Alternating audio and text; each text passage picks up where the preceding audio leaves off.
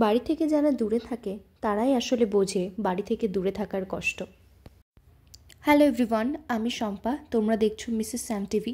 আমার চ্যানেলের নতুন একটা ভিডিওতে তোমাদের সকলকে ওয়েলকাম।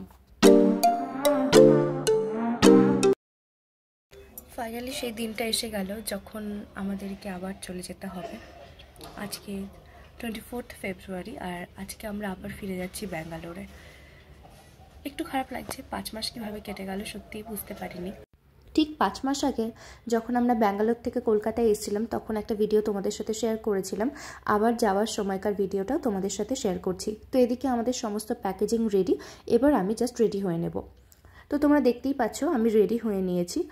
আর আমাদের ফ্লাইট টাইম ছিল 5টার সময়, তো আমরা 2টোর মধ্যে বাড়ির থেকে বেরিয়ে গেছিলাম। তো এই যে দেখো বাড়ির থেকে বেরিয়ে যাচ্ছি।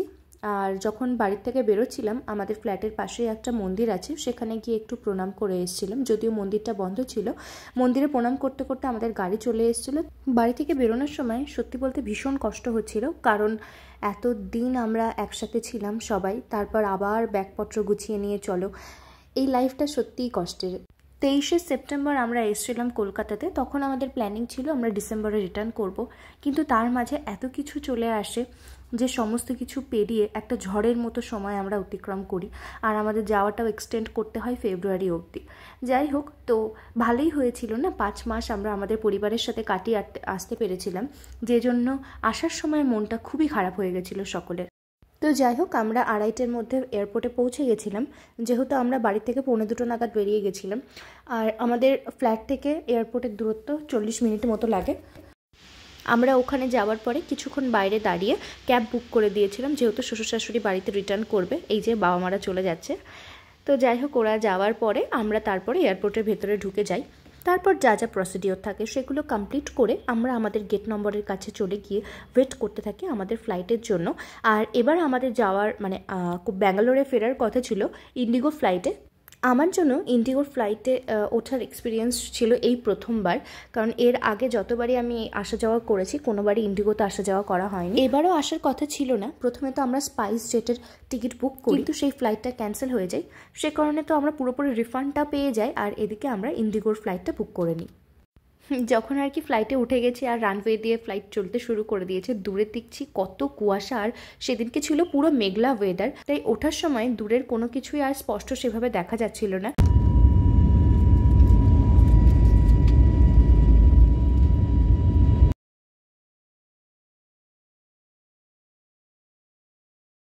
আর আমাদের ফ্লাইটের সাথে যেহেতু মিল অ্যাড করা ছিল, তাই আমরা একটা চিকেন কিউকাম্বার স্যান্ডউইচ পেয়েছিলাম, তার সাথে একটা বেভারেজ ছিল। তো বেভারেজ আমি কোক নিয়ে নিয়েছিলাম, বাট স্যান্ডউইচটা এত বেকার খেতে ছিল, মানে ওটা শসার স্যান্ডউইচ না চিকেন স্যান্ডউইচ বোঝা বড় মুশকিল। তো যাই হোক, ফেরার সময় দেখো এরকম খুব সুন্দর একটা ভিউ দেখা যাচ্ছিল, যদিও আমরা রং সাইডে বসেছিলাম, যদি রাইট সাইডে বসতাম তাহলে খুব সুন্দর একটা সানসেটের ভিউ পেতাম। আমাদের ফ্লাইট ল্যান্ড করার কথা ছিল 7:30 নাগাদ। ঠিক তার আগের 30-40 মিনিট আগে থেকে আমরা একটা টার্বুলেন্সের মধ্যে পড়ি, ব্যাস শুরু হয়ে যায় শেকি প্লেন। শেকি প্লেন এই কারণেই বলছি কারণ এত বেশি ঝাঁকুনি হতে থাকে। এই এক্সপিরিয়েন্সটা হয়েছিল যখন আমি ফার্স্ট টাইম কলকাতা থেকে ব্যাঙ্গালোরে এসেছিলাম এয়ার এশিয়াতে, এত জঘন্য এক্সপিরিয়েন্স হয়েছিল। তো যাই হোক, তারপর আরও একটা ঘটনা ঘটলো, সেটা হলো আমার কান এমনভাবে ধরে গেল যে মনে হচ্ছিল কানের পর্দা পুরো ফেটে রক্ত বেরিয়ে আসবে। ফ্লাইটে কানের পর্দা বন্ধ হয় খোলে, এটার এক্সপিরিয়েন্স তো সবারই কম বেশি হয়েই থাকে, আমারও হয়েছে। কিন্তু এই রকম একটা জঘন্য এক্সপিরিয়েন্স যখন প্রচণ্ড পেইন হচ্ছে আমার কানের মধ্যে সাথে গলা দিয়ে, এটার জন্য আমি ভীষণ ভয় পেয়েছিলাম লাস্ট মোমেন্টে। যদিও পেনটা 10 to 15 মিনিটস মতো ছিল, তারপর আস্তে আস্তে কমতে শুরু করে। বাইরে বেরোনোর পর আসলে কানটা খোলে, ইভেন তার পরের দিন পর্যন্ত আমার কান বন্ধ খুলছিল। তো যাই হোক, আমরা 7:30টার মধ্যে একদম ঠিক টাইমের মধ্যেই ফ্লাইট ল্যান্ড করে যাই। তো আবার চলে আসি আমরা ব্যাঙ্গালোরে টার্মিনাল 2 সাইডটা এত সুন্দর করে ডেকোর করেছে, দূর থেকে দেখলেও ভালো লাগে। আসলে এখান থেকে সমস্ত ইন্টারন্যাশনাল ফ্লাইট যায়, সে কারণে ডোমেস্টিক ফ্লাইট এখানে থামায়ও না, আমরা দেখতেও পাই না। এই যে ডোমেস্টিক এরিয়াটা দেখো, ওখান থেকে এখানের মধ্যে কতটা হিউজ ডিফারেন্স ডেকোরেশনের মধ্যে। তো তো তারপর ফ্লাইট থেকে বেরিয়ে আমরা চলে যাই আমাদের লাগেজ কালেক্ট করার জন্য। আর আমরা একটু তাড়াতাড়ি করার চেষ্টা করছিলাম, কারণ আমাদের বাড়ি পৌঁছতে হবে, আর বাড়ি পৌঁছতে মোটামুটি 11টা তো বেজেই যাবে। আর এখানে আমার 2টো লাগেজ এসে গেল। একটা লাগেজের জন্য এতক্ষণ ধরে ওয়েট করতে হয়েছিল যে 8:30 প্রায় বেজেই গেছিলো আমাদের এয়ারপোর্ট থেকে বেরোতে। আর যখন এয়ারপোর্ট থেকে বেরোচ্ছি তখন দেখি বাইরে ফরেনার্সদের একটা কনসার্ট চলছে।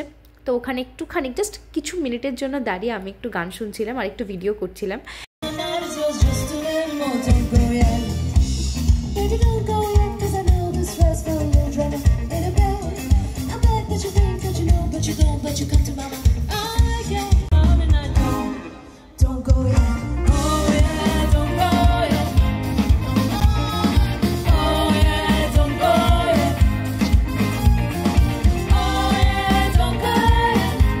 তারপর আমরা এয়ারপোর্টে উঠে এয়ারপোর্ট থেকে একটা বাস নিয়ে নিই।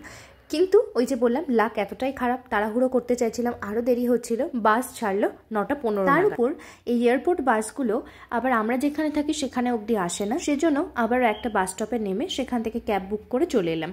আর আসার পথে দেখলাম এখানে কিছু একটা ওদের পুজো কিছু একটা হচ্ছে, যেটা আমি ঠিক জানি না যে কি হয়। আমাদের ড্রাইভার দাদাটা নাম বলেছিল আর আমি ভুলে গেছি নামটা এখন।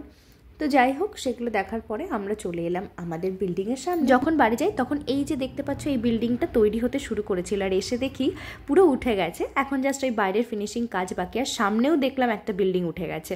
5 মাসে কত কিছু পরিবর্তন হয়ে যায় না, আর কত দ্রুত এখানকার কাজগুলো হচ্ছে। আর এই যে আমাদের বিল্ডিং, ব্যাস এইবার আমরা চলে এলাম ঘরে। কতদিন এই ঘর ছেড়ে গেছিলাম, তো যখন ঘরে ঢুকছি বেশ একটা অন্যরকম ফিল আসছিল।